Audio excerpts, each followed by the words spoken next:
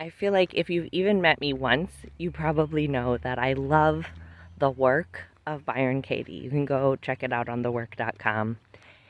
It's probably my favorite philosophy or mythology or paradigm that I've heard on this planet so far. I just am listening to Maya Bialik interview Katie on Maya Bialik's breakdown, which I'm just having such fun with the Maya Bialik breakdown podcast lately. So hold on one sec, car. So if that interests you at all, it's a fun one. I'll put the link of the episode. So I just adore the way that Mayim is like really showing how much energy it is to have or how much energy, it takes to have a thought and like fight with reality versus just giving yourself what you want. Okay, so Maya uses the example of her kid won't take out the cat litter, which I think is just so classic, right? And she's like, he won't do it. He's driving me nuts. I work so hard. I shouldn't have to do it. I'm too tired to do it. If he doesn't do it, then I'm going to do it, or our house is just going to fill up with poop. And so much angst, right? Like really intense. Here's another car. 1 second. Really intense angst and stress and interpersonal stress, and she's thinking about it when she's not even at the house. Like she, as she describes it, you can feel what what pain she's experiencing from this, and this is the classic really beautiful example of number 3, which is the 4 questions. The first 2 are, is it true and is it absolutely true? Which the answer can be yes or no. It doesn't have to be no. We're not looking to deny reality with 1 and 2. But number 3 is, how does this thought affect you? So this thought of he should take out the litter is really, it's impacting her work life. She is, while she's at work, very successful podcaster. I imagine Maya Bialik makes at least triple what I make a year, right? Has a lot of resources, has a lot going on in her life, a lot of the material successes. And yet she is, as she describes it, she's not exaggerating. You can tell, you can feel the distress that she's feeling as a result of this thought. He should change the cat litter, and this is number 3. How does it affect your life when you think this thought, when you believe this thought? How does it affect how you eat and sleep? And how does it affect, here comes some cars. How does it affect your relationships? How does it affect your work life? How does it affect your, inner dialogue? And you see in this episode how clearly it is really causing a lot of distress across so many cars today. Sorry. So many areas of her life, right? Oh Lord, what are we doing? Oh, you know what? I think I just realized why there's so many cars today. They're having a big soccer thing at the soccer fields on this street. All right. Hopefully it'll slow down a little bit. Okay. And even though I bought the special microphone that does a better job of blocking out the extra sound, I always resist grabbing it because it feels like an extra thing to manage. So here we are. So, you can see what happens in her life when she believes this thought. It's distressing. Another guy. So, number 4 is, who would you be without this thought? And this is the magic of the 4 questions. is that sometimes, and this is a DBT concept also, would you rather be right or would you rather be effective?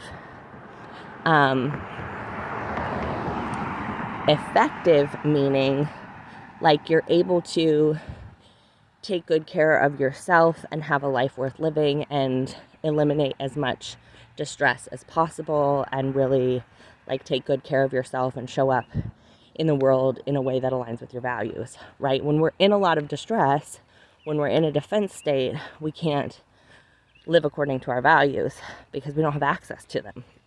So effectiveness means I'm taking care of my capacity rather than being like forcing being right and then, becoming, hold on, there's lilacs blooming and I just want to smell them.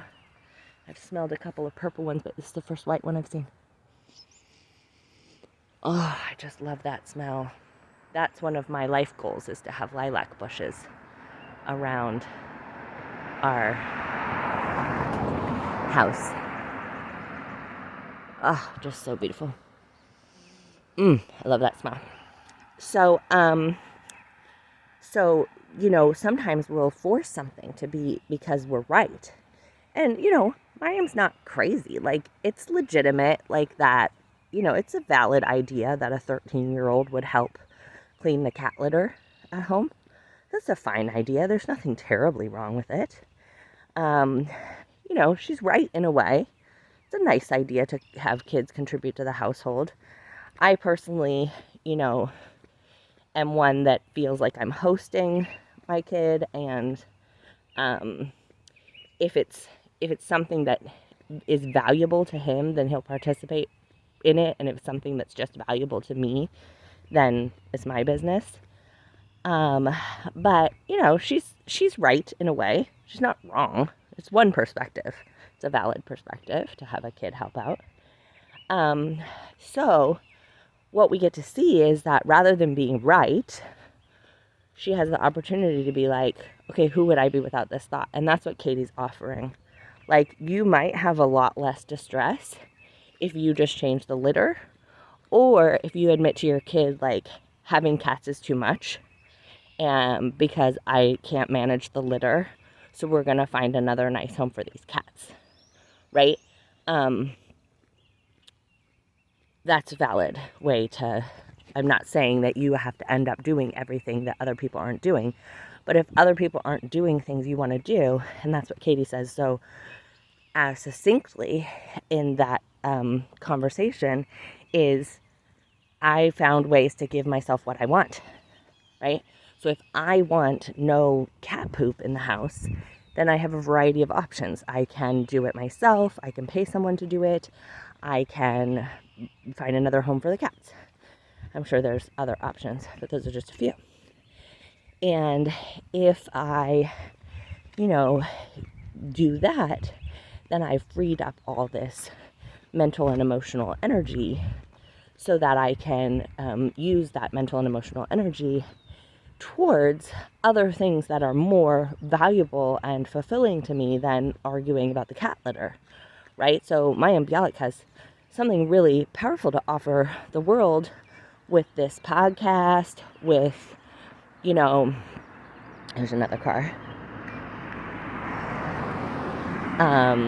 with her, she's got this neuroscience knowledge, she's got this esoteric interest,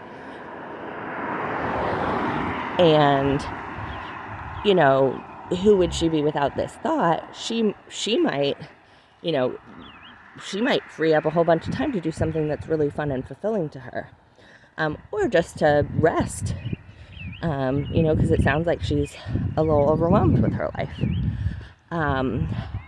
So 3 and 4 are really powerful questions because they sort of let you know, like, which version of reality sounds more fun to you, or even sounds less distressing to you,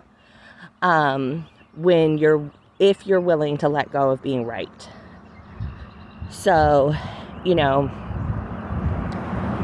anytime you have a stressful thought, you have the opportunity to say, which one is more worth it to me in terms of my long-term goals. And your long-term goals are going to be very unique and specific to you, right? So my long-term goal is to so many cars to reduce distress and connect with joy and love and enjoyment of life, and be available and willing to explore reality with other people, with books, with meditations, with my own writing or my own videos. I'm just into that exploration. That's my special interest. My long-term goal is to do that, with gentleness and kindness to myself and others. So if I come up with a stressful thought, then I can just compare and contrast that with, look at number 3 and 4 and say, which one is more aligned with my long-term goals? Some other people's long-term goal might be, I don't know, something like make $1 million or have a wildly successful podcast or have 13 children or write 10 books or go to get a PhD or invent something that helps the climate. It could be whatever your long-term goal is, doesn't matter. But it becomes an anchor point or an orientation point, and then you can use the 4 questions to be like, okay, does believing this thought further me towards my goal, or does it hold me back from my goal? Is believing this thought affecting my life in such a way that it pushes me towards my goal, or does it hold me back from my goal? And that can be really nice, because then you're reframing stuff not to, is this, am I right? Is this just? Am I gonna win? Is this fair? All of those questions are gonna keep you making a choice not about how it supports you, but about proving this arbitrary point of rightness or fairness or justness. And some people will say, if you're not fighting for justice, then you're supporting injustice. And I would just offer from a nervous system perspective, and, this is supported by the work of Byron Katie without using the nervous system words, that, here, let's let this car go by.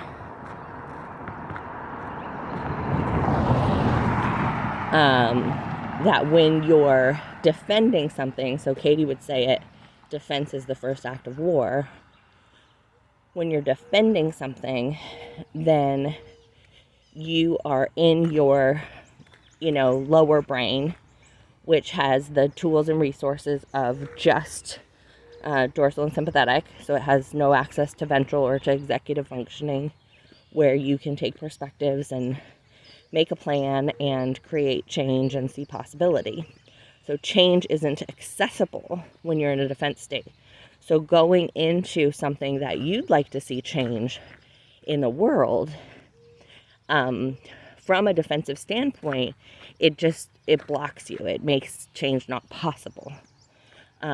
Because you have to stay in the, good guy, bad guy, enemy, self-blame or other blame. Let's let these cars go by.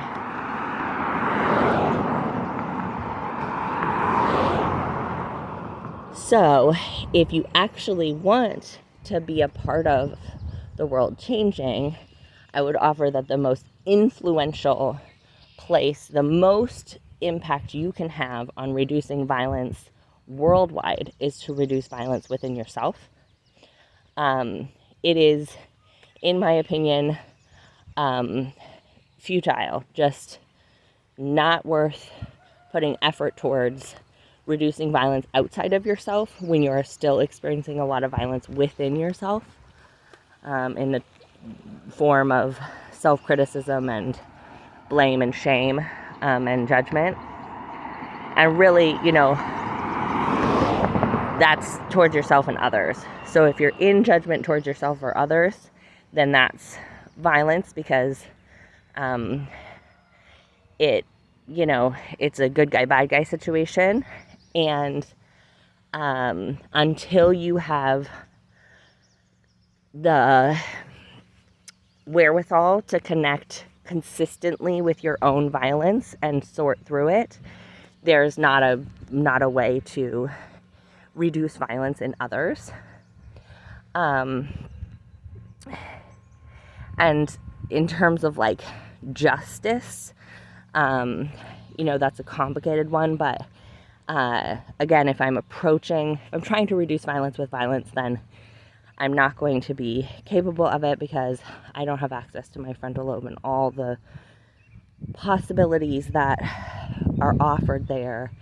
And the most effective way, which is what I think the meaning of, you know, be the change you want to see in the world, Gandhi's thing, is that we are change. And as we tap into and allow for our own change and evolution, we open up possibilities within ourselves by consistently connecting with ventral, by questioning our thoughts and beliefs. Then we're able to be change, and then we can be a part of change, which is the only reality there is. And that stuckness that so many people describe as distressing is, you know, the experience of being in the defense state, because you don't have possibilities,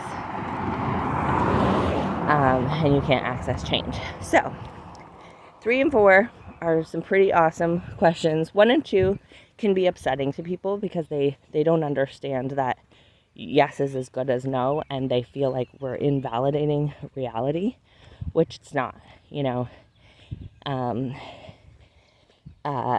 So if 1 and 2 are tricky for you, just know, like, you can just answer yes to 1 and 2, and eventually you'll start to see times when it's like a no makes sense. So it's like if Mayim was saying, my kid did not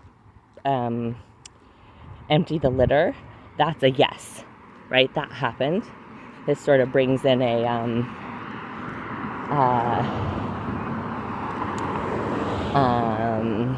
check the facts from DBT.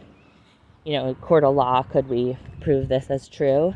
If we said he didn't change the litter, yes, that's a yes. If it's he should change the litter, that becomes a like, no. Because, or it even is a maybe. And if you get a maybe, then it's a no, because you can't prove it 100% of the time. So, you know, should is a weird word, like she asked him, but he's like an autonomous being, so not necessarily. So that's where the yes and no come in. But really, 3 and 4 can be a nice place to focus if you're struggling with 1 or 2. Just answer them both yes, if that feels most comfortable, and then move to 3 and 4. Eventually, you'll start to see the nuance. And 3 and 4 can just give you like, okay, does this support me towards my long-term goals, or does this hold me back? And bring in those ideas of, is it more important to you to be right or to be effective? Okay, love ya.